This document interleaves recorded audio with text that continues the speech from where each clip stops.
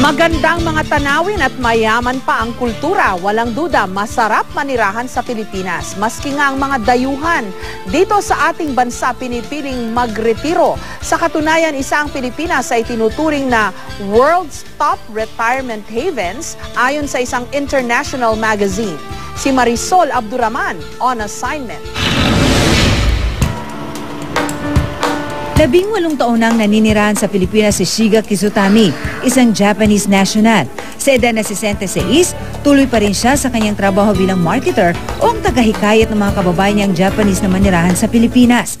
For me, only the Philippines is a place to stay. That's why I come back Philippines as private status.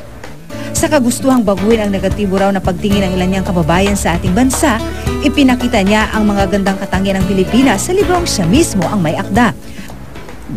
Their impression to the Philippines is actually not good. They think they're very dangerous, security-wise, people, because they are very kind, understanding, and having good hospitality. And sa Pilipinas daw kasi niya natagpuan ang pangalawa niyang tahanan. Parang mararamdaman niya daw na may family talaga siya. Kasi kung mag-isa lang siya sa bahay niya, mamamatay daw agad siya. Samantalang dito daw may anak siya. Tulad ni Shiga, Pilipinas din ang piniling retirement home ng 57 anyos na Amerikanong si Paul Di Blasi. I love the climate, I love the people, I love everybody, treats me like family.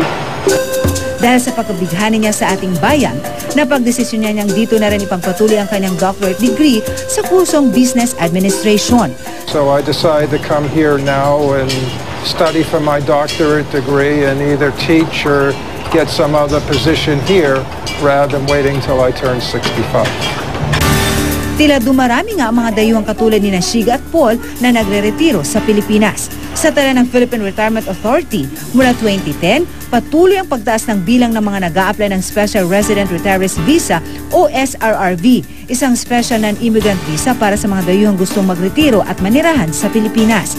Mula 1987 hanggang ngayong taon, nangunguna sa listahan ng mga nagre-retiro rito ang mga kapitbahay nating Asyano.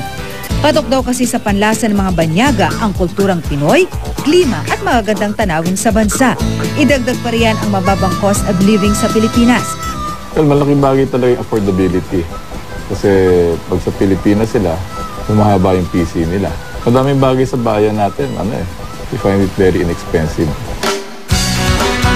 Sa katunayan, isa ito sa mga dahilan kung bakit kabilang ngayong taon ang Pilipinas sa World's Top Retirement Havens ng International Living Magazine.